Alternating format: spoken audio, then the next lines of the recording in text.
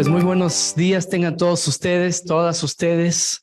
Nos da muchísimo gusto que acudan a el Colegio de San Luis, que es también su casa, y les damos la más cordial bienvenida a nombre de esta institución.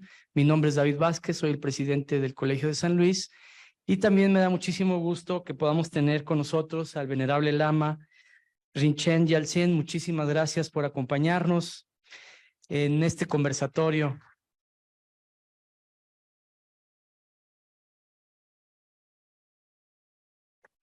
En este conversatorio sobre la no violencia, pues como parte fundamental del desarrollo social. Esta fue una iniciativa que recibimos y me da mucho gusto también enfatizarlo de parte de Alejandro Chávez, que ha sido un aliado, un amigo del Colegio de San Luis, fue nuestro alumno. También ha sido investigador, ahora está colaborando con nosotros en la licenciatura en Relaciones Internacionales y él va a ser quien va a llevar la sesión en esta mañana. Y bueno, ese es este motivo también para celebrar nuestro 26 aniversario. El Colegio de San Luis el 22 de enero cumplió 26 años de su fundación. Esta actividad es parte también de ello.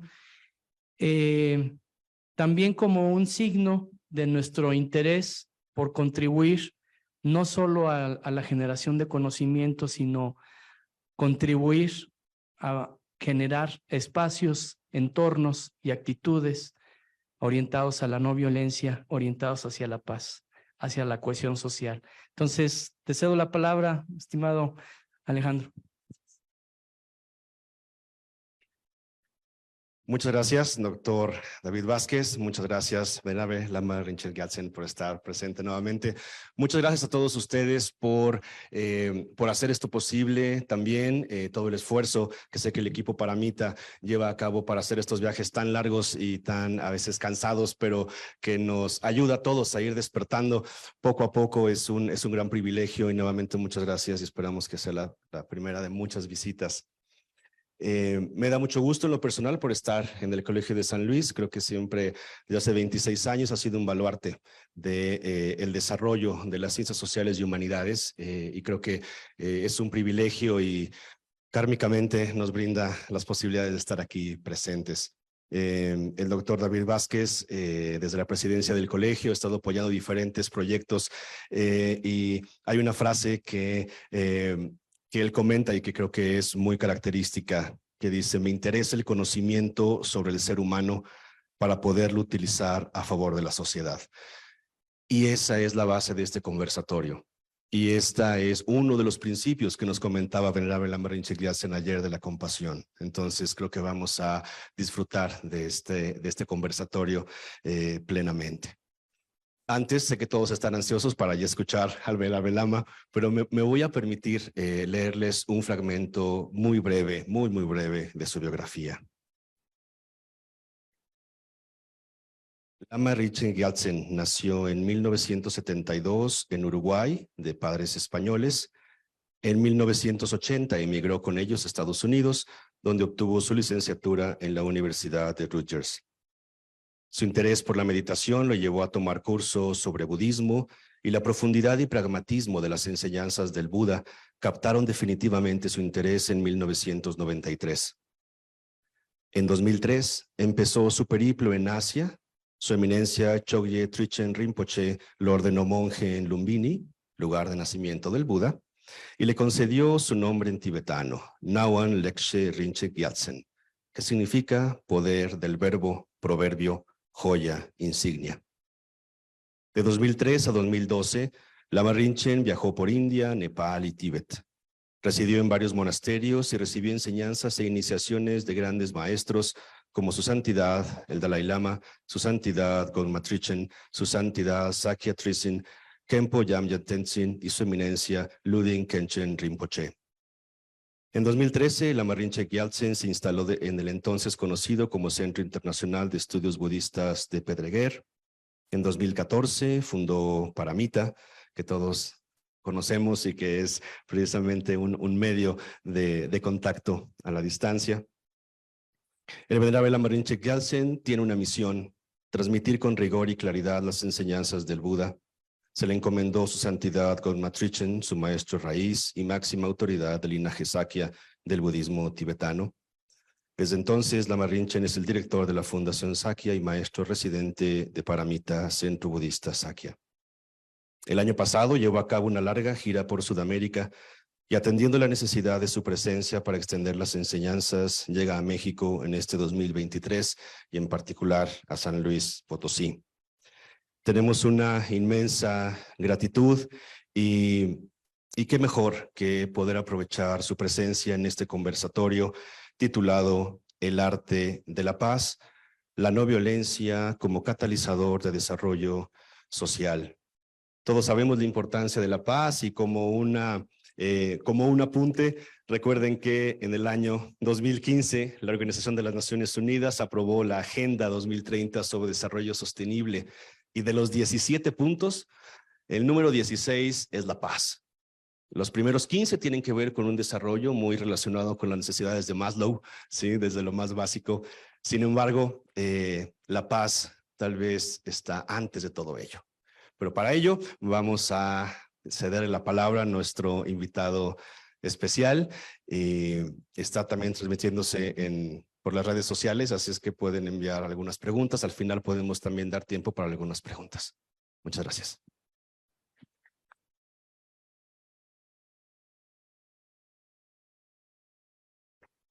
Muchas gracias, Alejandro, por esta muy linda introducción, muy generosa. ¿Me escuchan bien atrás? Excelente. ¿Un poquito más fuerte? Muy bien. A lo mejor cambio de...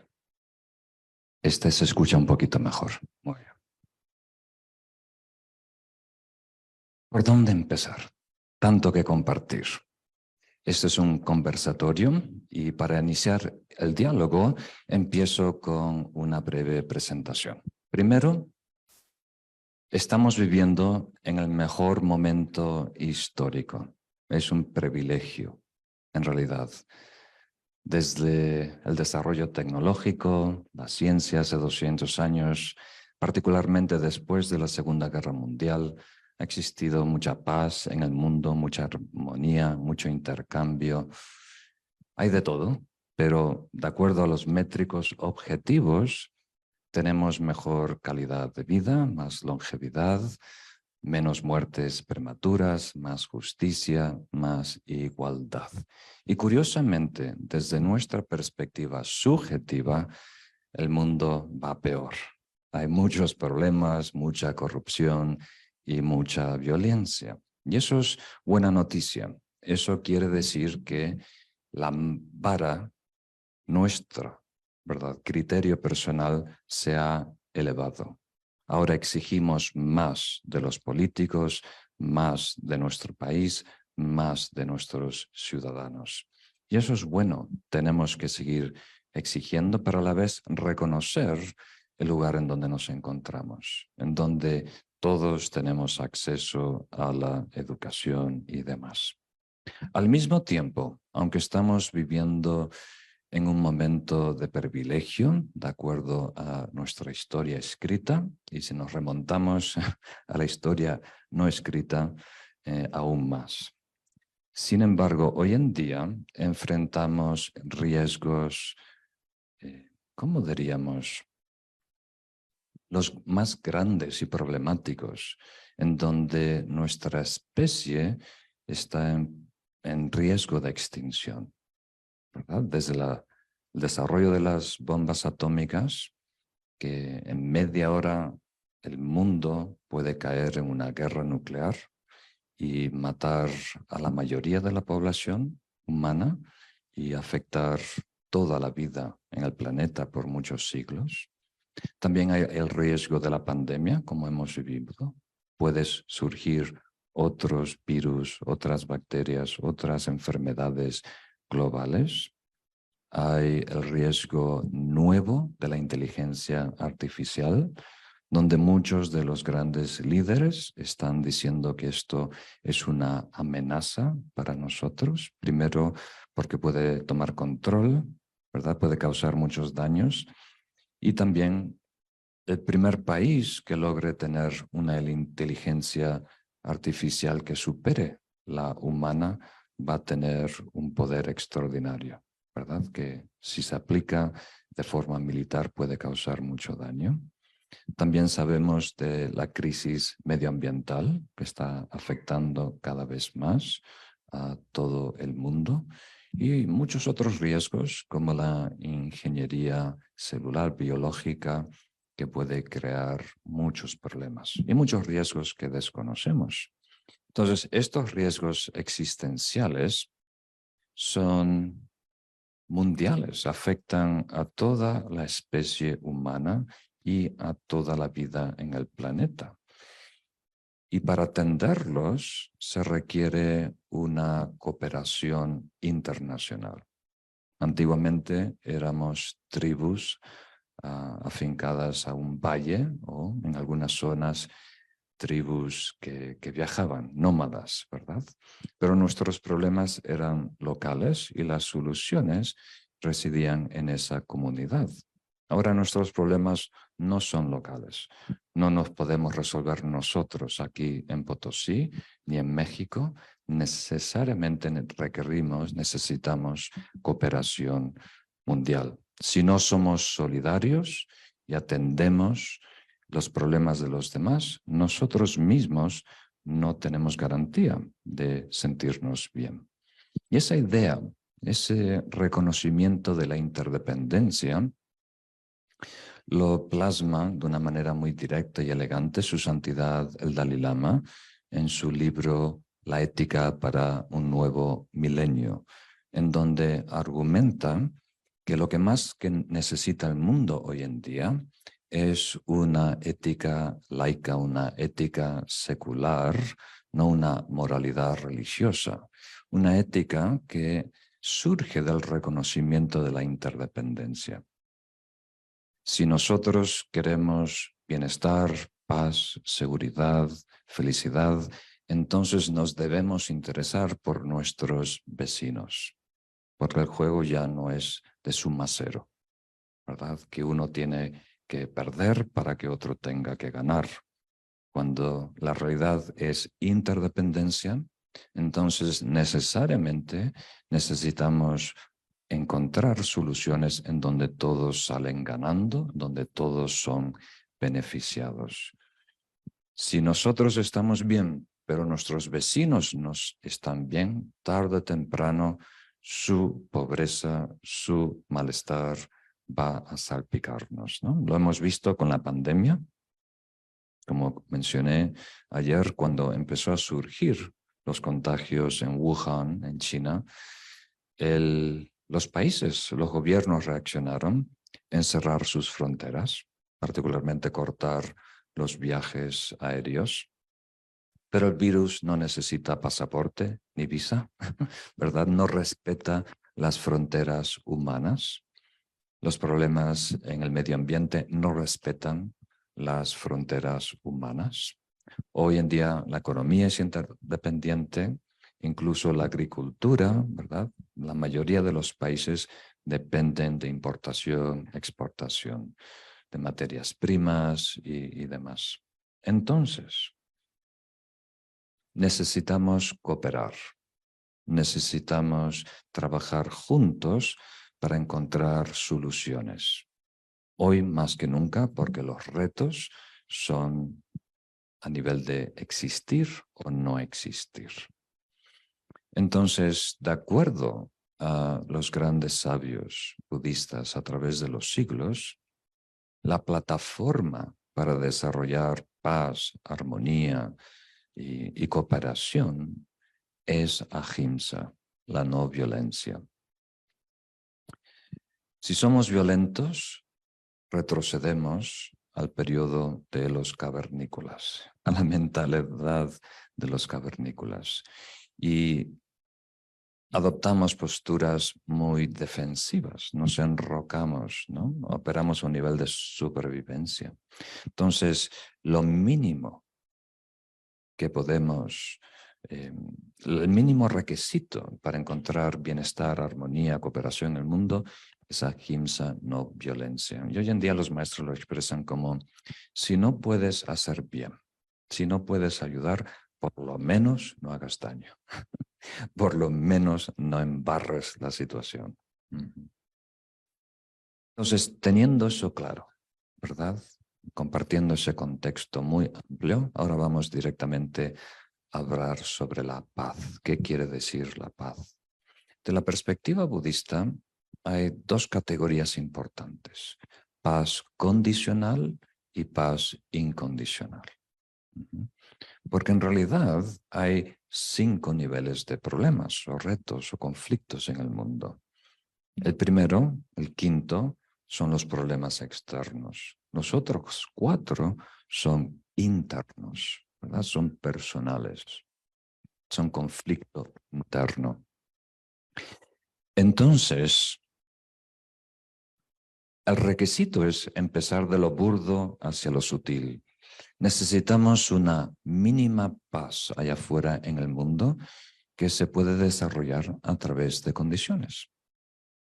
Un estudio reciente en Estados Unidos se dice que cuando las personas ganan por lo menos $75,000 al año, ¿verdad? Se sienten en paz, no hay estrés, no hay armonía, hay un cierto nivel de seguridad y estabilidad.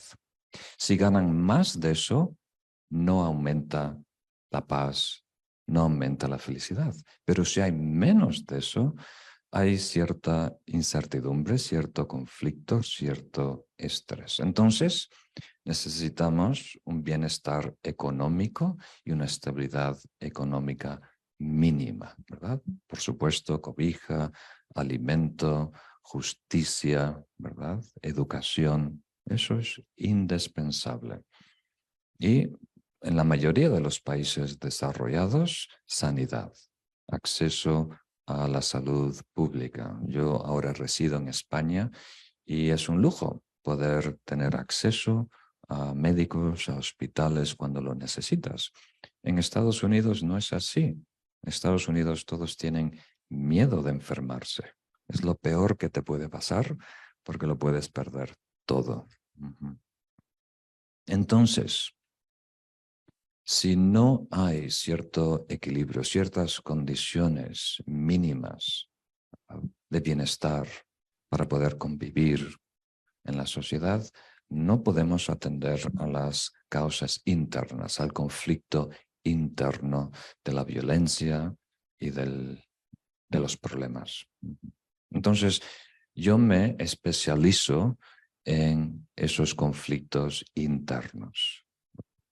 O sea, de la perspectiva budista, todos los problemas que vemos en el mundo tienen su origen en cada individuo. O sea, hoy en día, por ejemplo, tenemos una paz entre las potencias mundiales. Las potencias mundiales que definimos como las que tienen bombas atómicas.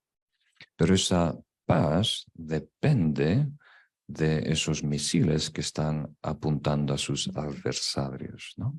Entonces, el miedo de ser aniquilado sostiene esa condición como palanca, sostiene la paz. Pero eso no es una paz natural, es una paz condicionada por armas nucleares. ¿Entienden eso? Entonces, lo que buscamos en el Dharma, y lo que yo quiero para todos nosotros a largo plazo, es construir una paz que sea independiente de condiciones. Y todo empieza con nuestra ética personal, ¿verdad? O sea, cada uno de nosotros, y después extendiéndolo en la sociedad en general, empezando con los niños, particularmente los adolescentes, construir una ética laica, una ética, como diríamos, secular, que no depende de religiones o partidos políticos o clases sociales. Simplemente el reconocimiento de la coexistencia. Que si vamos a ser exitosos en esta vida a todo nivel, necesitamos respetar los derechos y las necesidades de los demás. Entonces, como diríamos, la primera indicación que recibimos de los yogis, de los maestros, es aduéñate, corrige tu conducta física, verbal, incluso la forma que piensas.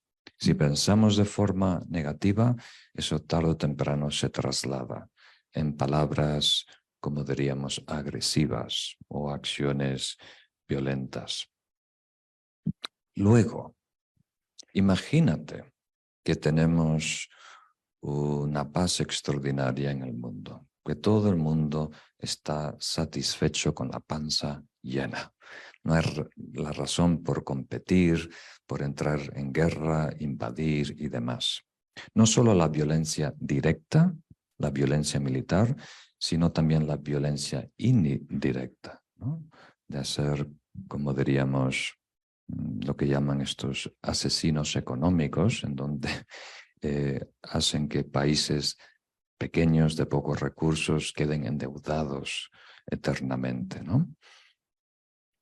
O a través de la necesidad de materias primas vitales, como hoy en día el petróleo, se hace, como diríamos, palanca para que esos países te apoyen, ¿verdad?, a nivel militar. Entonces, si podemos lograr un mundo en donde no hay violencia directa e indirecta, si hay esas condiciones idóneas, tarde o temprano, si nosotros no estamos en control de nosotros mismos, vamos a crear peleas, guerras.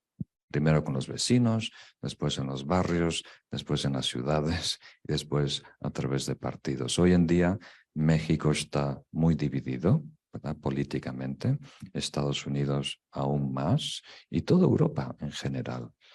Estamos viviendo una época de mucho extremismo, ¿verdad?, político y social, y eso crea mucho conflicto, mucha inestabilidad. Pero tarde o temprano va a haber guerra.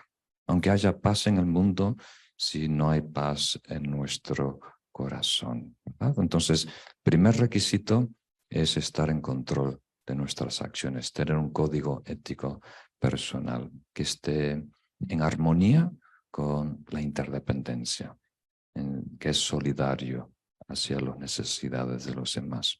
Y luego, muy importante, aunque tu conducta sea excepcional, si tu mente está agitada, si emociones aflictivas se apoderan de ti, como la ira, el deseo, dependencias, orgullo, tarde o temprano te va a secuestrar, se va a apoderar de ti y te va a obligar a actuar de una manera dañina. Entonces, no hay paz personal hasta que no haya paz en nuestra mente, ¿verdad? Y el mejor ejemplo de ellos es una absorción meditativa que se llama samadhi, donde estamos en completo control de nuestra mente. ¿Qué piensa? ¿Qué siente? ¿Qué atiende? ¿Verdad? Pero si logramos esa mente en paz, en equilibrio, ¿verdad? Pero aún hay egocentrismo en nuestro corazón. Aún estamos obsesionados con nuestro bienestar.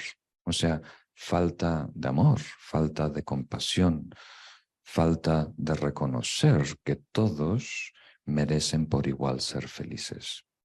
Que la felicidad de cada quien es tan importante como la mía y los míos. Hasta que no hay ese reconocimiento, ¿verdad?, intelectual, pero también emocional, no vamos a estar completamente en paz. Porque ese egocentrismo nos hace reactivos. Y aunque logremos equilibrio en nuestra conducta, equilibrio en nuestras emociones y mente, si hay egocentrismo, somos reactivos y va a surgir una vez más la ira y eso se va a manifestar una vez más en violencia. Entonces, absolutamente necesario más compasión, empatía, solidaridad y compasión en el mundo. Y aunque todos fueran compasivos, ¿verdad?, todo el mundo sea armonioso, dándose abracitos, mimos. No hay garantía de paz a largo plazo si permanece la ignorancia. La ignorancia de no saber quiénes somos, la ignorancia de no comprender nuestro papel en el mundo y el universo en sí, la naturaleza de los fenómenos. Si hay esa ignorancia subyacente, ¿verdad?, tarde o temprano vamos a pensar que somos el centro del universo. Y de ahí surge una vez más ira y violencia. Entonces, el enfoque principal del budismo es atender la ignorancia con sabiduría. Tenemos que trabajar a los 5 niveles, ¿verdad? Crear armonía en el mundo, creando condiciones favorables, reduciendo las condiciones de conflicto y competencia y demás. Y también reduciendo nuestra conducta negativa, nuestros estados negativos y aumentando nuestro nivel de amor. Pero a la vez, la mejor manera de contribuir para la sociedad, de acuerdo a los grandes iluminados, es la educación. La educación es la mejor inversión a largo plazo, empoderar a las personas con ese conocimiento, con esa sabiduría, para saber, ¿verdad?, lo que está pasando y cómo relacionarse mejor. ¿Captan esa idea? Entonces, toda la educación es idónea, pero toda la educación que fomente, ¿verdad?, la igualdad, la ecuanimidad y la interdependencia está mejor alineada con la paz mundial, con la felicidad a largo plazo. Entonces, somos personas dinámicas y por lo tanto la solución necesariamente tiene que tomar en cuenta todos estos aspectos. Tiene que ser una solución integral, holística, donde tomamos en cuenta todos los factores que están contribuyendo para el desequilibrio, el conflicto, la guerra, la violencia en el mundo. Algunas de esas condiciones son externas, pero vamos a descubrir si queremos una paz más sostenible, tenemos que atender las causas internas del conflicto, encontrar armonía y paz dentro de nosotros mismos. Muy bien, entonces con esa breve introducción paso a Alejandro, que es nuestro moderador. Muchas gracias. Y bueno, precisamente en ese libro que se comenta de Su Santidad el Dalai Lama, se habla precisamente de la responsabilidad universal, ¿no? Es ser la bondad, la compasión y la responsabilidad universal como base de la ética del nuevo milenio. Y dentro de esas condiciones, como bien usted comenta, con referencia a la educación, que de hecho de esta lista que da Naciones Unidas, la educación de calidad es el punto 4. Creo que tenemos la gran fortuna de que en estos momentos el doctor David Vázquez nos pueda comentar desde su visión como parte de este esfuerzo desde la educación, desde las ciencias sociales y humanidades, cómo ve el panorama. Como comentaba bien el venerable Lama Rinpoche Gyaltsen, hay buenas noticias. A pesar de nuestro egocentrismo, hay buenas noticias, hay avance, estamos viviendo en momentos muy importantes. Entonces, desde el punto de vista de las ciencias sociales y humanidades, me gustaría preguntarle que nos pudiera comentar el doctor David, ¿cómo ve la perspectiva de la construcción de la paz desde esta parte de humanidades? Porque mucho se habla de la ciencia, pero ciencias duras y espiritualidad, física cuántica y es otro libro de Su Santidad Dalai Lama, el universo en un solo átomo, pero de pronto no se le da tanta cabida a ciencias sociales y humanidades, que es muy importante dentro de la educación. Entonces, dentro de este punto que comentaba Venerable Lama Rinpoche Gyaltsen en la manifestación de la ahimsa, incluso desde la educación, ¿qué nos pudiera comentar?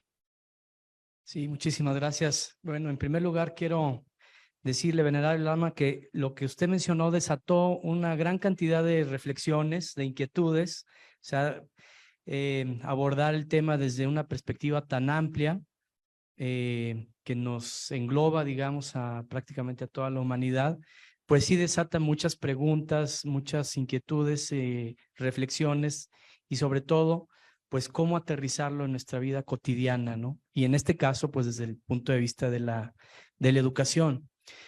Yo pienso que en general, efectivamente, estamos viviendo momentos de grandes avances en la humanidad, pero también son avances que tienen su contradicción, ¿no? Es en el momento en el que nos sentimos más libres, en el que nos podemos expresar como deseemos, en cualquier momento y en cualquier lugar, sin importar a quién le estemos dirigiendo la palabra.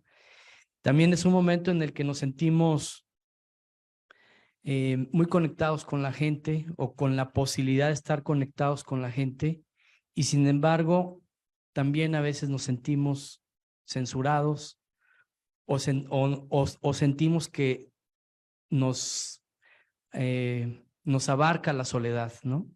También vivimos esas contradicciones al mismo tiempo.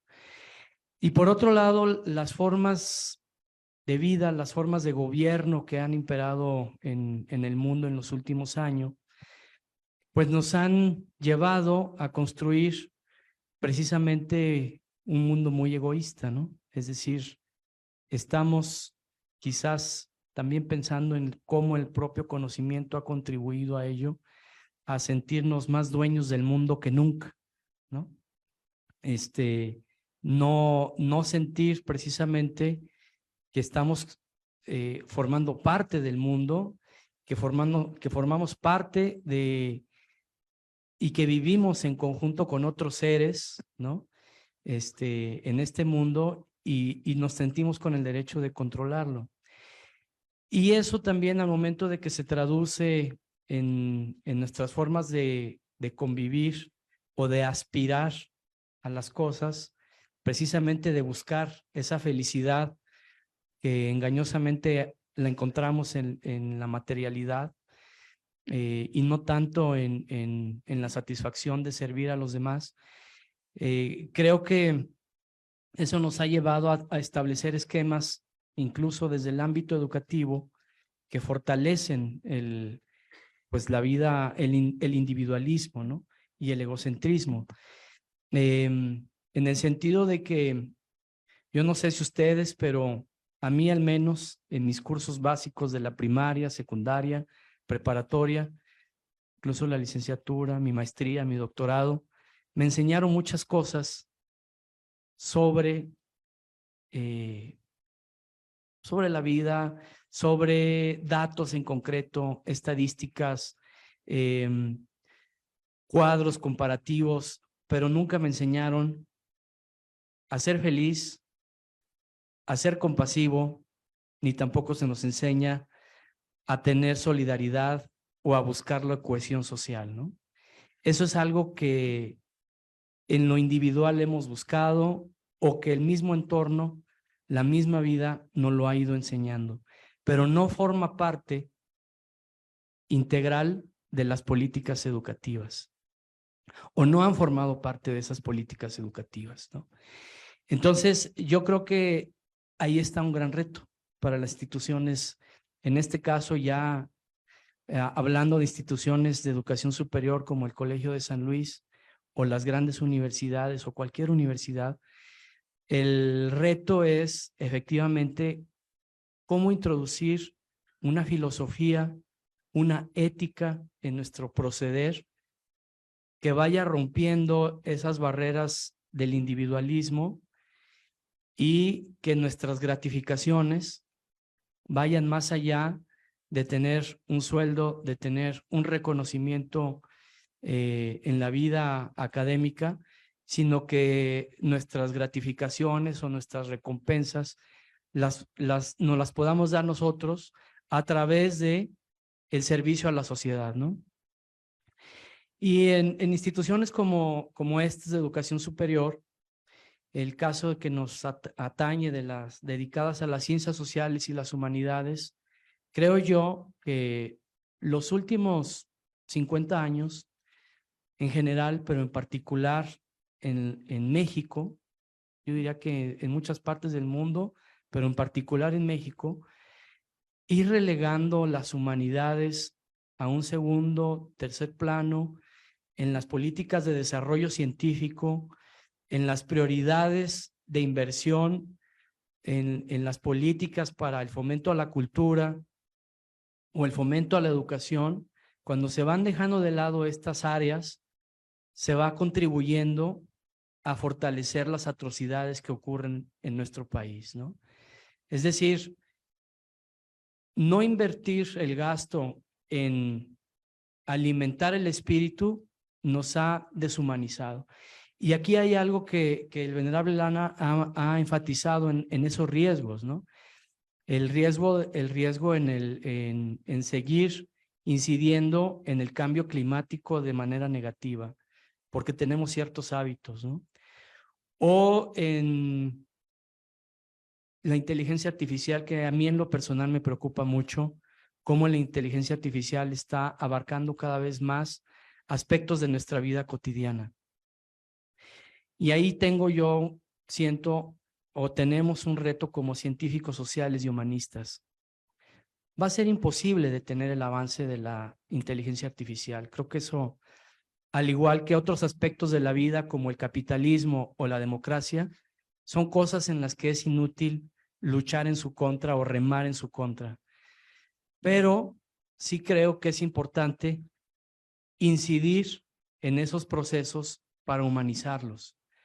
Es decir, cómo bajo una ética y una filosofía que nos permita reconocer al otro, comprenderlo, sentir empatía para lograr un modelo económico más solidario o lograr una democracia más razonada o humanizar los procesos de la inteligencia artificial.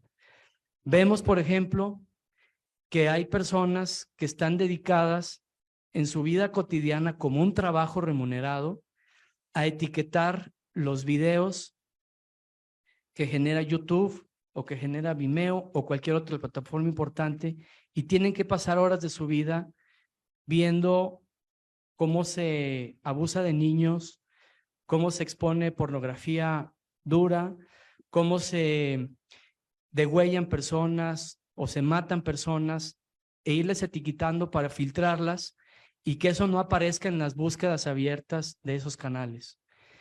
Y esas personas van a sufrir en su vida porque están viendo atrocidades que no eligen ver y que no les están pasando, pero su propia naturaleza pues les está causando un daño en su forma de ver las cosas.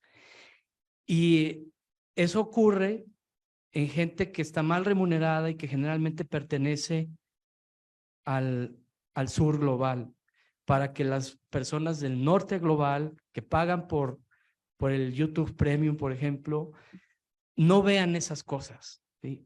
Pero se está afectando a un grupo y eso ocurre por la inteligencia artificial, ¿no?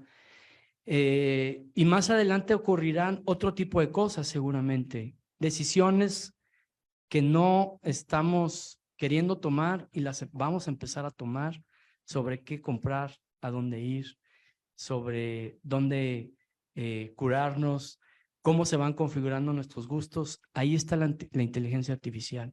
Entonces, las ciencias sociales y las humanidades tienen un trabajo que hacer en ese sentido, específicamente con la inteligencia artificial, sobre cómo humanizar esos procesos, cómo dotar de sentido y evitar precisamente esos desequilibrios en la humanidad que empiezan a darse, ¿no? Entonces, creo yo que es algo tan grande como este mundo de la digitalización de la vida, pero es algo también tan cotidiano, es decir, en la vida diaria, mantener esa búsqueda de empatía con el otro, con nuestros alumnos, con los propios profesores, con el personal, pero sobre todo teniendo en mente para qué son las ciencias sociales y las humanidades. Yo siento que desde nuestro punto de vista, las ciencias sociales y las humanidades tienen esa gran misión de generar conocimiento que pueda ser útil a cualquier persona, pero sí hay que introducir de alguna manera esa filosofía y esa ética de reconocimiento del de las otras personas en el sentido de la diversidad y también de la empatía y de conocer también o de comprender al menos lo que están sintiendo las personas que sufren, ¿no? De tal forma que el conocimiento que se genere pueda ayudar a impulsar cambios en la política pública, en la vida cotidiana, en la forma en que las personas toman sus decisiones. Son retos grandes que tenemos enfrente, pero yo lo vería por allí, ¿no? También les diría, por ejemplo, qué pasos, a lo mejor pequeños, pero son pasos que queremos dar, es también enfatizar como líneas de investigación la paz y la no violencia. Durante muchos años hemos estado analizando la violencia, ¿no? Incluso en el Consejo Nacional de Ciencia y Tecnología existe un rubro específico de investigación en los programas nacionales estratégicos que se llama violencias estructurales. Y la pregunta que yo haría es, ¿por qué no comenzamos a estudiar la paz y la no violencia? Es decir, desde el ámbito también del razonamiento, ¿no? Del debate y de poder identificar, así como existen una diversidad de violencias, ¿cómo podemos hacer para conocer la diversidad de formas de paz? ¿O existe una sola paz? Es una pregunta que nos podríamos hacer. ¿Existe un solo concepto de paz? ¿Qué significa la paz para una comunidad indígena? ¿Qué significa la paz para las personas en un entorno urbano? ¿Qué significa la paz en un país de primer mundo o de países en desarrollo? ¿Cómo se puede adquirir esa paz? ¿Cuáles son los caminos que se han elegido para alcanzar esa paz o paces? Entonces creo yo que formas de emprender este camino es comenzar con líneas de investigación que aborden específicamente la paz y la no violencia, ¿no? Tenerlos como puntos de partida en nuestros planes de trabajo, en nuestros planes de estudio, en nuestros proyectos de tesis, en nuestros proyectos de investigación y de diálogo en general con la sociedad. No sé, creo que eso sería parte de la respuesta que estaría dando, Alejandro. Muchas gracias, doctor. Y bueno, menciona precisamente la importancia del conocimiento. Lama nos hablaba del autoconocimiento, la importancia de la educación. Y aquí me gustaría preguntarle a Lama si nos puede comentar un poco más sobre el término de paz. Comentaba el doctor Vázquez que de pronto el rol de la percepción en la noción del concepto de paz puede ser problemático, ¿no? Si alguien dice la paz en esta cultura significa esto, la paz en otra, si nos pudiera comentar la noción de la paz, que ya lo hizo en una primera intervención, pero si puede profundizar más en esta noción de el rol de la percepción en la construcción de esa paz, porque de alguna manera la invitación es como dentro de ese desarrollo de ética universal tiene que haber claridad, y su santidad Dalai Lama cuando comenta que la paz no es la ausencia de violencia, sino la manifestación de la compasión humana. Entonces, si nos pudiera comentar al respecto, por favor. Es un tema importante y se puede abordar de diferentes ángulos. De ellos es condicional, incondicional. Otro de ellos que me ayuda a mí para reflexionar sobre este tema es una presentación clásica que existe en el budismo: base, camino y resultado. Queriendo decir, ¿cuál es la percepción ordinaria de una persona que no comprende las causas y condiciones que están produciendo ese efecto, ¿verdad? O sea, ¿cuál es la paz para una persona que no sabe el origen del conflicto, violencia, desequilibrio, desarmonía y demás? Eso es una percepción de la paz. Otra percepción de la paz es alguien que sí sabe las causas y condiciones que producen hostilidad, que producen adversidad, conflicto y demás, y está activamente en el camino, activamente reduciendo esas condiciones negativas y desarrollando causas y condiciones positivas. Y otra perspectiva muy diferente de la paz es de la perspectiva del resultado. O sea, desde la perspectiva de alguien que ha resuelto el enigma, que ha eliminado todas las condiciones negativas y tiene esa paz. Desde esa perspectiva muy interesante, que es empezar a explicarlo desde el final, la paz realmente no existe. Queriendo decir que la paz entra en la conciencia humana cuando está cuando cree que lo que predomina es el conflicto. Y un logro extraordinario sería lograr paz a cierto nivel. Y nos conformamos con muy poco, desafortunadamente. Pero de la perspectiva de un ser iluminado, lo natural, lo obvio, es paz y armonía. Y esa paz y armonía que es natural, es base, está interrumpida de forma temporal por ignorancia, por egocentrismo, por emociones negativas, por acciones dañinas que crean conflicto en el mundo, que crean adversidad en el mundo, que crea una falsa sensación de competición, ¿no? De el juego suma cero. Si yo pierdo, otro gana, si otro gana, yo pierdo. Entonces, la paz debería ser algo que no se cuestiona, que no se debate. Debería ser la plataforma base, la realidad base. Pero hoy nos encontramos lejos de ese estado natural. Estamos lejos de estar en armonía con quienes somos y el mundo natural. Entonces, en ese sentido, es necesario hablar de la paz. Es necesario desarrollar cursos a todos los niveles de educación sobre la paz, la cooperación, la interdependencia y demás. Entonces, ¿cómo podemos mejorar esa comprensión de la paz? Me extiendo un poquito, solo 2 minutos. Algo que me ha ayudado a mí personalmente mucho es 3 cosas, 3 dimensiones. Una es tiempo, otra es número de personas y otro es niveles de causación. Entonces, cuando estamos enfrentando un problema, ¿verdad? Una crisis económica, una crisis ambiental, el reto de controlar la inteligencia artificial, entonces, ¿qué criterio empleamos, verdad, para discernir el curso, la acción, verdad, o la legislación, las regulaciones que tienen que introducirse en ese sistema? Entonces, si el criterio es cuánto ganamos en un trimestre, ¿verdad? Entonces las decisiones que tomamos van a ser muy diferentes. Por ejemplo, hay una compañía, ¿verdad? Que se llama, bueno, no sé exactamente la compañía, pero el producto es TikTok, una aplicación de móvil que se llama TikTok. Y en China, ¿verdad?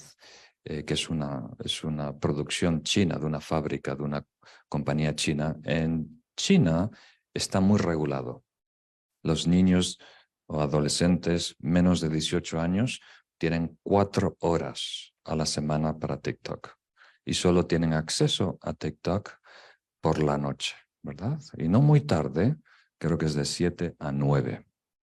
Y el algoritmo está optimizado para educar, noticias positivas, mensajes inspiradores, datos científicos, ¿verdad? Y ahora esa misma compañía, cuando presenta TikTok aquí o en otros países, está optimizado para retener las pupilas, ¿verdad? Para la economía de la retención de la atención a toda costa, ¿verdad? Explotando lo máximo las emociones negativas como el miedo y el deseo. Entonces, ahora nos encontramos que como dijo el presidente, la tecnología ha crecido, ¿verdad? Y la curva de aprendizaje es muy larga. No estamos preparados para manejar esta tecnología, ¿verdad? Entonces, Mi consejo, ¿verdad? Algo para reflexionar estos días, aumentar tiempo en esa ecuación. ¿Cuáles son las consecuencias a mediano y largo plazo? ¿Verdad? Eso es una manera de tener un criterio más sabio. Otro es, ¿cuáles son las consecuencias para más seres? Este plan que estamos implementando, ¿a cuántas personas va a afectar? ¿Cuántas generaciones de personas va a afectar? ¿De qué manera les afecta? Y las otras especies, las otras formas de vida en el planeta.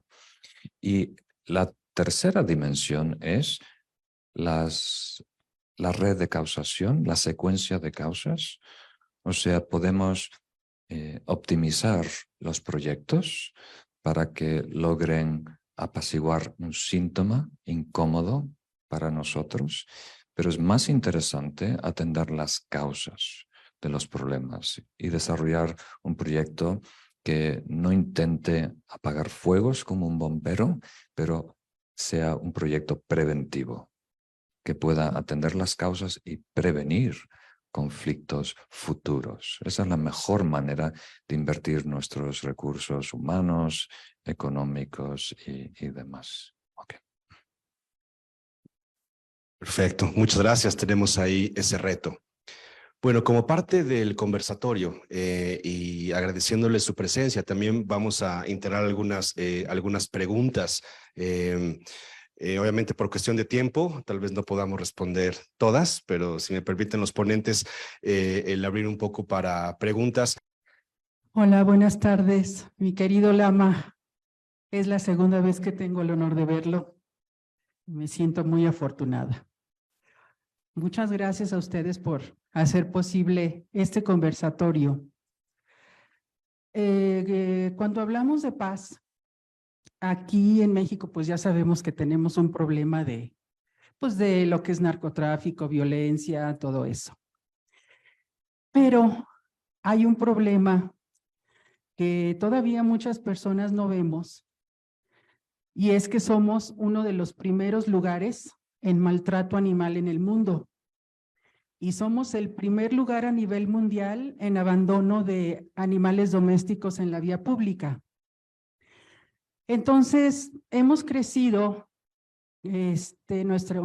sin ánimo de ofender a nadie porque soy parte de esa cultura, pensando que es importante, por un lado, portarnos bien con los seres humanos, pero por otro lado, si tenemos al perro amarrado y se nos olvida darle de comer, eso no importa. Muchas veces vamos al templo y salimos y vemos un animal que está herido, muriéndose de hambre, y no importa. Entonces, para mí es muy importante que se comprenda que la paz viene de la compasión hacia todos los seres, y que si no hay compasión hacia todos los seres, pues no va a haber paz. También venimos de una cultura en la que nos han enseñado que somos los todopoderosos y que podemos hacer con los animales lo que se nos dé la gana.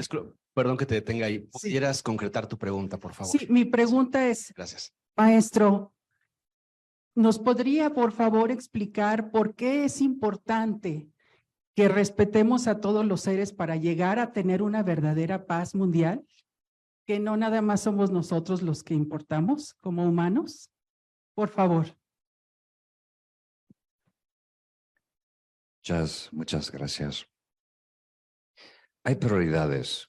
Por supuesto, tenemos que asegurar que tratamos a las personas más cercanas con amabilidad, con respeto, con cariño, que no haya violencia doméstica, por ejemplo, ¿verdad? Pero a largo plazo, como dije, si atendemos a las causas primarias de la violencia, entonces sí es necesario que podamos empatizar con otras poblaciones, con otros grupos étnicos, con otras personas en otros continentes. Y para ser coherentes, si realmente queremos reducir nuestro egocentrismo, tenemos que empezar a valorar todo lo que siente, todo lo que es consciente, todo lo que tiene vida. Por ejemplo, en Suiza han hecho estudios en donde descubrieron que las langostas tienen un sistema nervioso muy sofisticado y perciben dolor. Entonces, establecieron legislación por ese desarrollo biológico. Ese estudio biológico se implementó a nivel de legislación, en donde ahora hay un protocolo. Si las personas quieren comer langostas, ¿cuál es la mejor manera, ¿no? Entonces, nos falta conciencia. Simplemente tenemos que extender ese nivel de conciencia a otros animales. Por supuesto, tienes razón. En la medida que no tengamos respeto, valor a los animales, otras formas de vida, no va a haber paz en el mundo, ¿verdad? Estamos faltándole respeto, ¿verdad? A billones de seres que asesinamos para consumir innecesariamente. Entonces, no es el lugar, la plataforma para ser un vegano militante, pero es un elemento a considerar en el futuro. Nuestra sociedad va a ser respetada a largo plazo a través de la historia en la medida que tratamos a los seres con menos fuerza, con menos significancia, ¿no? No solo a los que están a nuestro par. Muy bien. Buenos días, buenas tardes ya. Mi nombre es Marta Rivera y tengo una pregunta. Bueno, me da mucho gusto estar aquí. Trabajo aquí en el Colegio de San Luis y por azares del destino, pues usted vino aquí.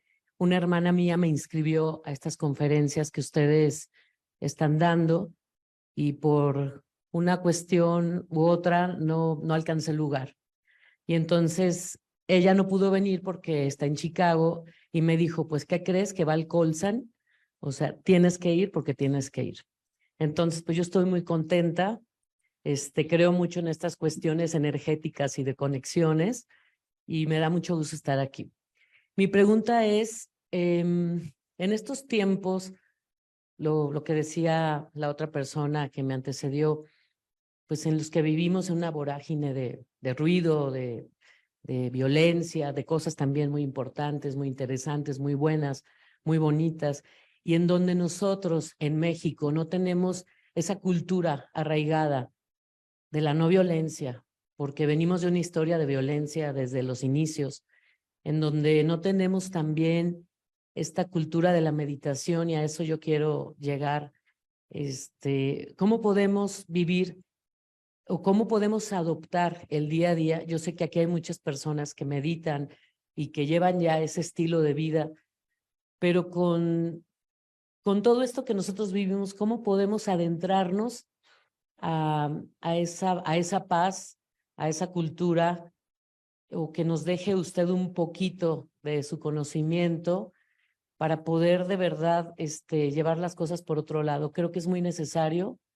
Y lo que decía también el doctor David Vázquez, o sea, cómo compenetrar o cómo fijarnos más. Obviamente el dinero es importante en la vida, pero la felicidad también. Y entonces, ¿cómo podemos llegar a eso? A meditar para ser felices y para no joder al de al lado y para estar feliz en todo nuestro entorno. Muchas gracias.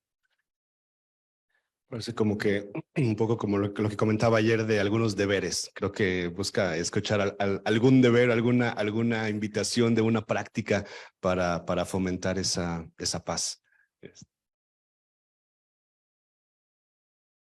Sí, por supuesto. En México existe violencia y tiene una historia de mucha violencia, pero no es diferente a otros países. Todos hemos vivido a través de la historia con violencia. El humano ha sido muy embrutecido, ¿no? Entonces, un ejemplo que tenemos muy lindo es con la comunidad tibetana. Era un pueblo muy violento, era un pueblo guerrero donde invadían otros pueblos, los saqueaban, ¿verdad? Los quemaban. Era muy similar al imperio mongol de Genghis Khan. y fue conquistado, domado por las enseñanzas del Dharma, el budismo, adoptado por individuos y poco a poco fue permeando la sociedad en sí. Y surgieron grandes líderes que sirvieron como modelos para la sociedad y establecieron instituciones universitarias. Entonces, Tíbet, cuando invadió el ejército comunista chino, los años 50, tenía un retraso abismal, ¿no? A nivel de tecnología. Estaba viviendo 500 años por detrás de la mayoría de los países industrializados, pero a nivel educacional, a nivel moral, a nivel ético, a nivel espiritual, están por encima, muchas décadas o siglos por delante de otros países.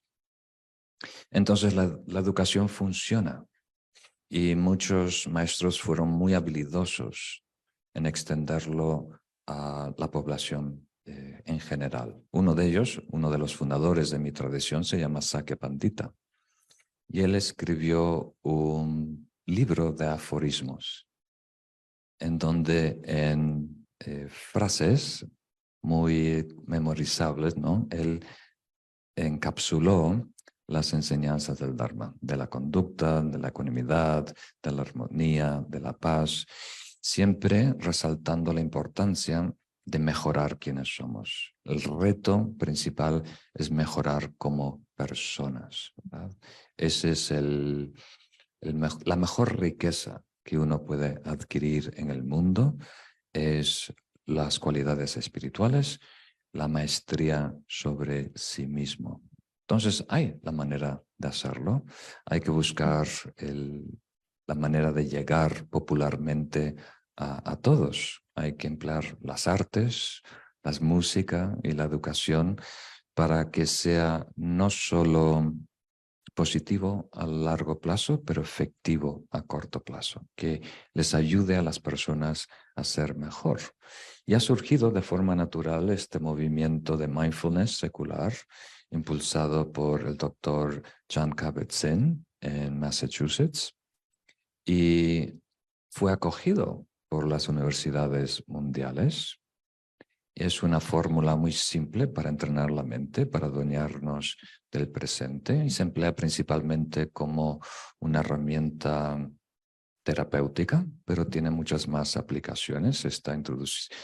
Google y otras corporaciones tienen su propio departamento de meditación, de mindfulness, e incluso el ejército americano. O sea, se está empleando en muchos sentidos.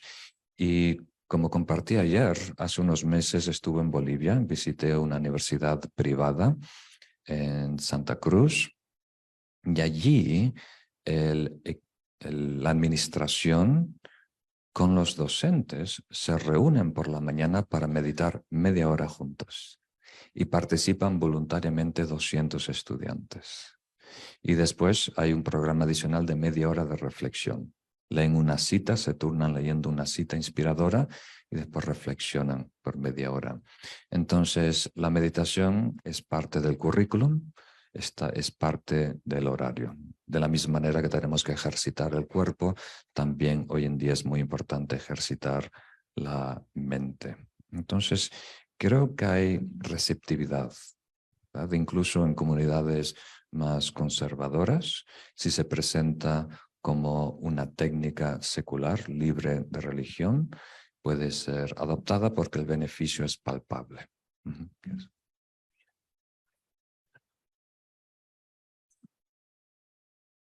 Gracias. ¿Tenemos otra pregunta? Adelante. Quisiera, bueno, en parte creo que estaba hablando sobre cómo fomentar la paz incondicional, que es mi pregunta. Y está hablando como a nivel de universidades, a nivel de currículum, pero a nivel cotidiano de la vida diaria de las personas. ¿Qué podría ampliarnos en ese sentido? Y quisiera preguntarle algo que a mí me inquieta enormemente, que es la cuestión de lucha de géneros, que a mí me asusta francamente ver cómo las mujeres son capaces de hacer cosas tremendísimas y violencia, y la verdad que a mí no me convence que algún día tengamos una paz o una estabilidad entre hombre y mujer a través de una lucha como me ha tocado verla, cómo las manifestaciones públicas que hacen, y porque sé que esto se traduce como un efecto dentro de la relación amorosa de hombre-mujer y más allá en la relación de las familias y de los hijos que están aprendiendo esa lucha de géneros. A mí me parece que es algo terrible que está ocurriendo en este momento y me gustaría saber su opinión.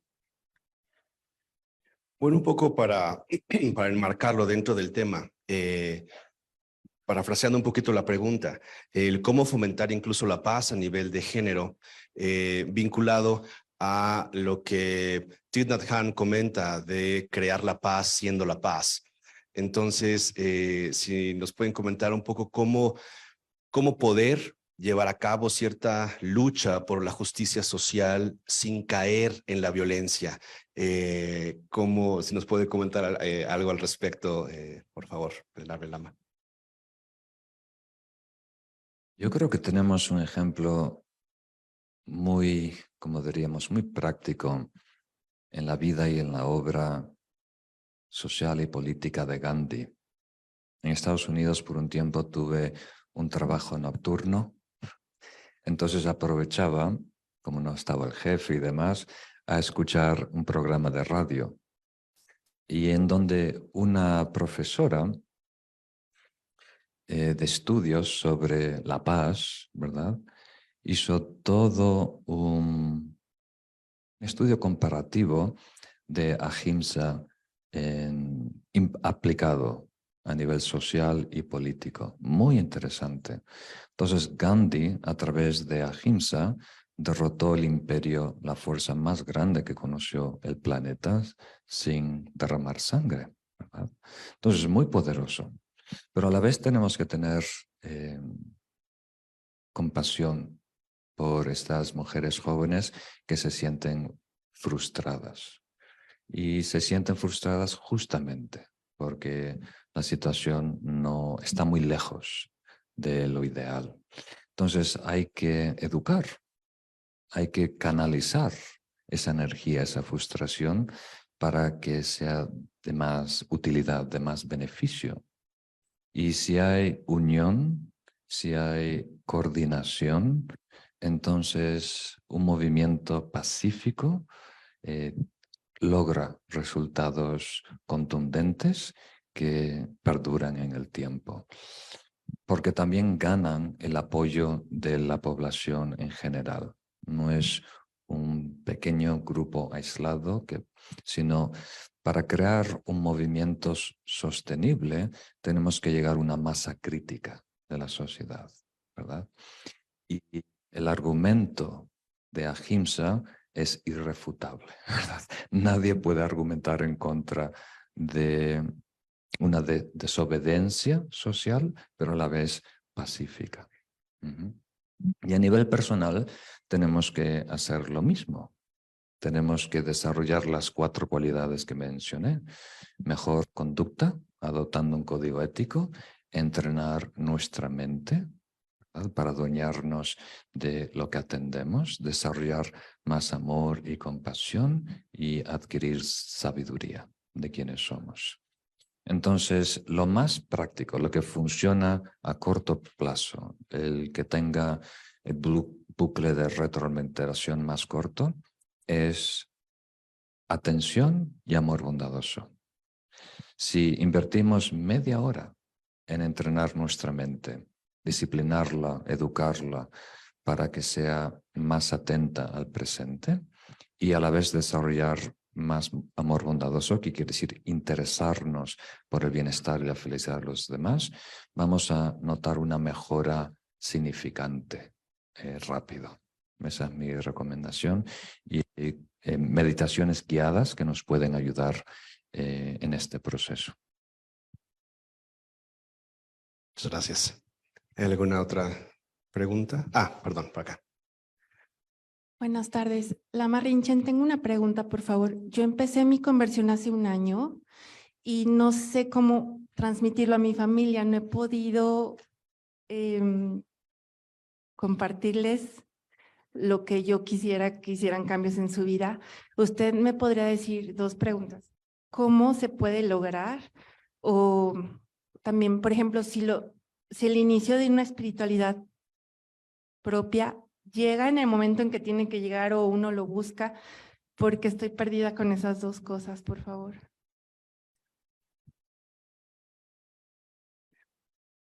Muy bien. Aprovechando que acabo de mencionar a Gandhi, no sé si has escuchado ese lema que apoyó a Gandhi en muchos de sus retos muy duros que tuvo que enfrentar. Dice, cuando intentas hacer un cambio importante en el mundo, eres necesariamente un pionero. Estás por delante del trote de la manada, ¿verdad? Y ellos te ven como una oveja negra, ¿verdad? Y te empujan hacia la periferia de esa tribu.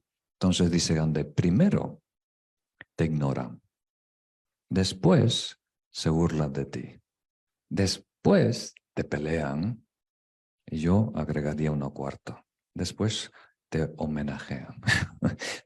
Construyen una estatua de Gandhi, ¿no? Te ponen en el billete de 100 rupees. Entonces, queriendo decir que cuando tú inicias un camino innovador, realmente te ignoran. Pero si empiezas a hacer demasiado ruido, molestar o amenazar el status quo, entonces ahí hay que rebajarte, hay que hacerte el ridículo. Incluso a nivel académico hay muchos profesores que los eliminan, básicamente, los anulan. Pero si insistes, ¿verdad? Si eres realmente un amenaza al sistema, ahí es un ataque directo, frontal. Pero si logras ser exitoso, como la Madre Teresa al principio, recibió 0 apoyo, ¿verdad? Del gobierno y de la religión católica. Pero una vez que fue exitoso en su proyecto, todo el mundo la aplaude, ella es una santa, ¿verdad? Entonces hay que tener eso en mente, ¿verdad? Que si queremos innovar en cualquier ámbito de la vida, vamos a enfrentar resistencia. Entonces tenemos que tener mucha seguridad.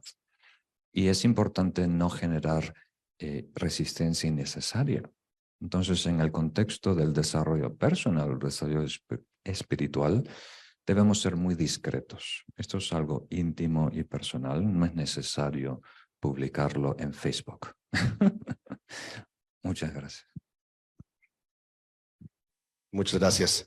Recuerden que tenemos una agenda apretada, entonces vamos a dejar lugar para un par de preguntas nada más para que después haya el cierre. Entonces, ustedes, sí, están por allá. Bueno, adelante. Sí, sí, sí. Nada más. Perdón, adelante, por favor, adelante. Bueno, ok. Querido Lama Rinchen, muchas gracias por estar aquí con nosotros. Muchas gracias, doctor Alejandro, también por la coordinación de este evento, doctor David, por abrir esta magnífica institución. Lama Rinchen, yo lo he seguido desde hace algún tiempo y siempre ha sido una inspiración muy grande para mí. Y he tenido una curiosidad y siempre lo he seguido como en un contexto diferente, y hoy se me presentó la ocasión de pues en un contexto un poco más académico del contexto en el que normalmente lo sigo. Y la curiosidad que yo tenía era una curiosidad de tipo académico y tenía yo cierta duda de si plantearla en aquel contexto, y ahora se me presentó el karma de presentarlo aquí. Entonces voy para allá.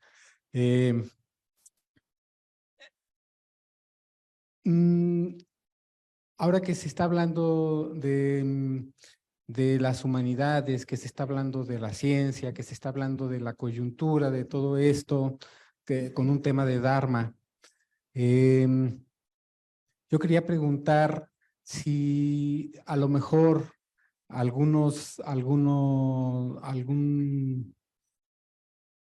perspectiva teórica, como por ejemplo el pensamiento complejo de Edgar Morin, pudiera ser como un puente entre lo que por un lado es el Dharma y por otro lado pudiera ser la academia, teniendo en cuenta, por ejemplo, que esa es una perspectiva teórica que abreva del budismo, ¿no? En tanto que está influenciada por Francisco Varela, quien a su vez recibió enseñanzas de Dalai Lama, etcétera. Entonces, no sé, a lo mejor es una pregunta un poco rara, pero no sé si usted considera que eso pudiera ser factible. Gracias. Estoy un poco familiarizado con el profesor Varela, pero no sé del otro autor que mencionas y su obra. Yo creo que de todas las enseñanzas del Dharma, ¿verdad? La que tiene una aplicación más directa en el mundo moderno es la interdependencia. Está muy alineado con las ciencias y tiene muchos niveles de profundidad. Entonces, con el pasar del tiempo, hay la tendencia de especializarnos, cada uno en su nicho, ¿verdad? Y de esa manera nos convertimos expertos y podemos publicar, ¿verdad? Y ser una autoridad en esa área. Pero eso a la vez hace que nuestra propuesta esté limitada, porque no toma en cuenta el contexto, la interdependencia de todos los otros factores. Entonces tenemos que regresar al ideal del gran ser, el gran humano, el gran hombre de la iluminación de Da Vinci, ¿verdad? En donde tenemos que estudiar diferentes disciplinas para realmente ser útil y beneficioso y lograr maestría en una de ellas. Entonces, en ese sentido, estudios secundarios, académicos, son muy positivos. Y hoy en día hay todo un movimiento en las redes, ¿verdad?, de democratizar los estudios avanzados y secundarios para que personas de menos recursos puedan acceder a ellos. Y eso es maravilloso. Y eso es muy... Que quisiera nada más completar un poquito esto, porque yo les diría que desde aquí, desde el colegio, lo que nos ha estado ocurriendo es que identificamos o hemos estado identificando cosas que nos faltan desarrollar, ¿no? Yo le diría, por ejemplo, que independientemente de cualquier perspectiva teórica, que formar una escuela de pensamiento no es sencillo ni se da de la noche a la mañana, se va dando paulatinamente. Aquí lo que queremos fortalecer un poco más es la perspectiva de los estudios con la ética, ¿no? O sea, cómo introducir la ética en diversas áreas de la investigación creo que es fundamental. Lo hemos estado haciendo de manera paulatina con nuestros alumnos, con nuestros egresados, a raíz de problemas muy concretos, pero que claro que conforme pasa el tiempo y vamos adentrándonos, se va haciendo más compleja la circunstancia. Por ejemplo, el fraude académico, ¿no? Es un tema que ahorita está muy comentado, pero que en una institución de este tipo lo tenemos claramente identificado. Y hay que introducir elementos éticos en la enseñanza, pero también en la práctica cotidiana. Y eso nos lleva a más cosas. Nos lleva, por ejemplo, a hablar del despojo de saberes, ¿no? Que lo vemos en las comunidades indígenas, cómo se tenía muy interiorizado el hecho de llegar, conocer, analizar a las comunidades indígenas y no retribuir ese conocimiento. Simplemente hacer el artículo, hacer el libro y se tiene efectivamente un logro académico del cual no participan esas comunidades. Entonces, desde el punto de vista ético, tiene que establecerse un compromiso con esas sociedades con las que se está estudiando. Y eso nos lleva a otros niveles también para introducir que deviene incluso en temas de no violencia en lo cotidiano, ¿no? Ahora se habla del diálogo de saberes, ¿no? Es decir, reconocer que el conocimiento no se hace solamente desde el punto de vista del método científico que conocemos tradicionalmente, sino que existen muchas formas de llegar al conocimiento en general y que tenemos que tener esa apertura para establecer ese diálogo epistémico, ¿no? El reto, digamos, en una institución de educación superior es cómo modificamos nuestras normas, nuestras formas de interactuar, e incluso ahora nos estamos preguntando si no debemos también publicar nuestros conocimientos o nuestras investigaciones en el lenguaje en el que se origina y ya no estar pensando tan solo en el lenguaje inglés, que ha sido el que ha predominado como lengua de la ciencia, ¿no? Entonces, si tenemos a comunidades indígenas que estudian en el Colegio de San Luis y deciden escribir en su lengua originaria, ¿qué vamos a hacer? ¿No? Nuestra Constitución ya no reconoce al español únicamente como una lengua oficial. Entonces ahí tenemos un compromiso ético, desde mi punto de vista, con quienes generan el conocimiento y cómo tenemos que transmitirlo al resto de la sociedad de manera mucho más abierta, efectivamente, de una forma mucho más democratizada, que permita, sí, ese pensamiento crítico y constructivo y reflexivo. Gracias.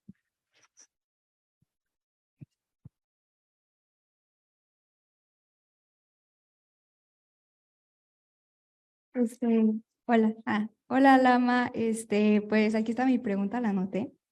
¿Usted cree que todos los seres podamos confiar unos en otros y así poder ser todos amigos? Y si es así, ¿en qué circunstancias internas tendríamos que estar todos los seres para ser amigos? Gracias.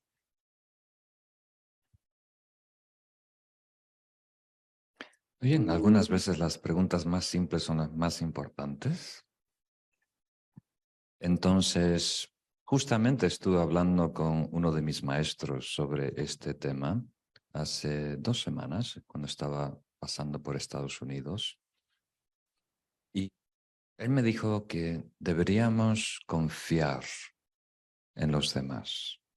Entonces hay que comprender qué significa confiar en este contexto, porque obviamente hay personas dañinas, hay personas que nos quieren mal, tenemos que protegernos, cuidar de no ser abusados, que no aprovechen de nosotros. Entonces, por un lado, tenemos que tomar medidas prácticas, ¿verdad? Y atender el presente de esa persona, su condición actual. Y simultáneamente confiar en su potencial. Confiar que esa persona, al igual que tú, puede recuperarse, puede convertirse en tu mejor amigo. Entonces, tenemos que tener mucho cuidado de no dictar un juicio categórico diciendo que esa persona es mala ahora y lo será siempre.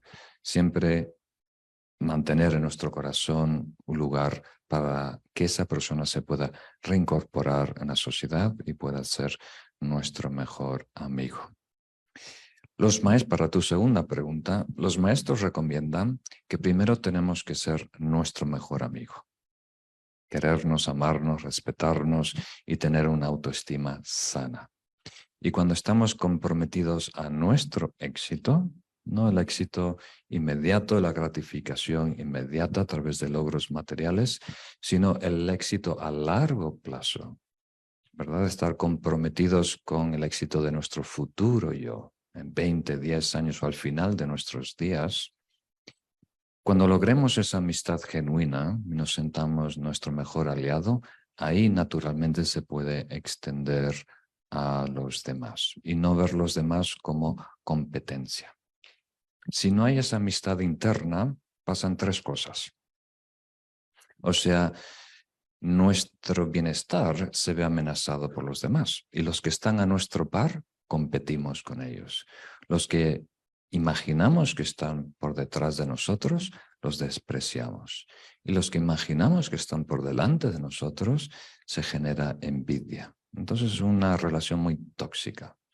Entonces, hasta que no tengamos autoestima sana, los logros ajenos van a ser una amenaza personal. Entonces, autoestima y amistad interna.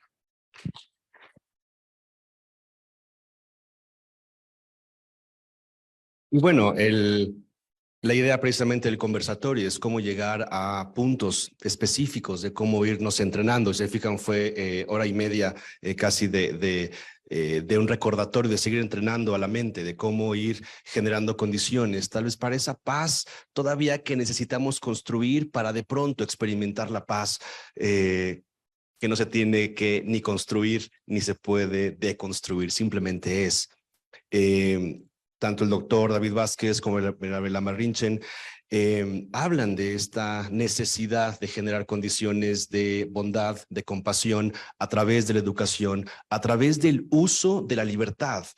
Cómo utilizar la libertad de manera ética, que esa libertad no se convierta en un medio para aprisionarnos del egocentrismo, en donde eso es tal vez la parte más paradójica o más bien contradictoria de que alguien busque libertad esclavizándose al egocentrismo.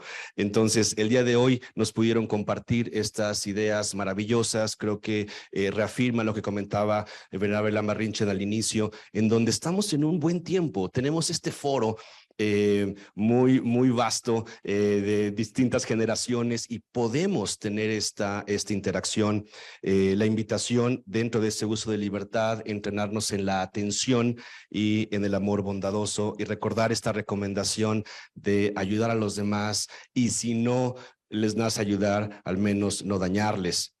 Y ya para cerrar, tenemos una pregunta que hicieron a través de las redes y creo que nos puede servir de también cierre de la enseñanza del día de hoy matutina del Venerable Lama Rinchen. Nos piden si puede dirigir un mensaje para niños y adolescentes que están en este momento en clases, pero que lo puedan ver más tarde. Algo que pudiera compartirles, por favor, a niños y adolescentes en este tema de la paz, por favor. Es un gran reto porque yo soy muy aburrido. El mensaje es simple. Tú eres el futuro. Todo depende de ti. Entonces, tu felicidad y tu éxito es la felicidad y el éxito del mundo, de todos nosotros. El mundo está realmente en tus manos. Entonces, es tan importante aprender de los demás. Yo cuando tenía tu edad, tuve una curiosidad sana, muy rebelde, quería hacer las cosas de mi manera, pero a la vez no quería reinventar la rueda. Entonces es muy útil, antes de innovar, antes de seguir tu camino, aprender de los que ya lo están haciendo, ¿verdad? Y sobre esa base, crecer, madurar. Entonces, mi primer trabajo, como mencioné ayer, a los 16 años, los fines de semana trabajaba en un hospital y visitaba a cada uno de los pacientes. Personas suelen ser muy mayores, en los 80, 90 años, encamadas, un poco olvidadas de su familia.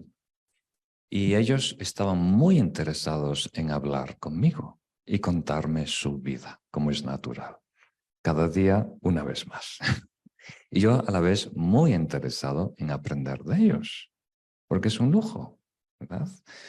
Cuando escuchas a una persona mayor, recibes su vida destilada. En poco tiempo aprovechas a comprender sus errores y su éxito y te salva a ti de muchos problemas, de muchos conflictos, de mucha duda. Entonces es muy importante aprender de los demás, aprender de los demás, ¿verdad? Eso te eleva para que tú puedas ser más feliz y puedas navegar el mundo. También me gustaría compartir que cuando yo era joven me sentía un extraterrestre, ¿verdad? Yo aquí no encajo. Algo raro está pasando, ¿verdad? Pero sospechaba que los adultos sí sabían lo que estaba pasando. Estas personas altas, grandes, deben saber cómo funciona el mundo. De mi perspectiva, caos total, ¿verdad? Y en la medida que fui creciendo, descubrí que ellos tampoco saben. Ellos están, como decimos, fingiendo que está todo bajo control, ¿verdad? Fingiendo que está todo en armonía, pero tampoco saben. Pero por lo menos saben lo que no hacer, saben lo que funciona muy mal, ¿verdad? Y esa es una lección muy valiosa. Entonces, el mundo que tú vas a crear es el mejor que el mundo que vivimos ahora. Tú serás mejor que todos nosotros aquí. Pero eso solo es verdad si tú aprovechas nuestra sabiduría, nuestros errores y lo que nosotros sabemos hoy en día. Entonces, es un delicado equilibrio. Tienes que escuchar a los mayores, pero sin aferramientos, sin apego, sin dogma, sin encasillarnos. Aprender de ellos, ¿verdad? Y después tú lo mejoras. Muy bien. Confío en ti, en que este mundo será mejor en tus manos. Y el segundo mensaje, muy breve, es el mensaje que me dieron algunos de mis maestros espirituales tibetanos. Un mensaje muy positivo, muy optimista, que es que el mundo está en la palma de tus manos, en el sentido de que cada uno de nosotros debe ser el arquitecto de su porvenir. Hay muchas cosas que nos afectan, ¿verdad? Ahora tienes que seguir muchas reglas, reglas de tus padres, reglas de la escuela, reglas ahí afuera de la sociedad y demás.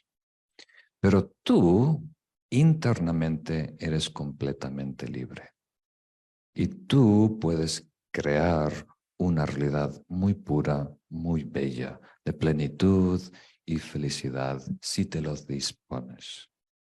El mundo está limitado, hay reglas y parámetros. Tu mente no está limitada, está libre. Y si tú inviertes en ti, si tú te educas, ¿verdad?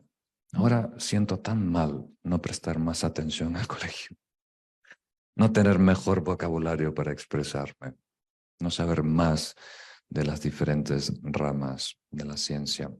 Entonces, si tú, ¿verdad?, te empoderas con ese conocimiento, vas a querer hacer lo que tú quieras. Vas a poder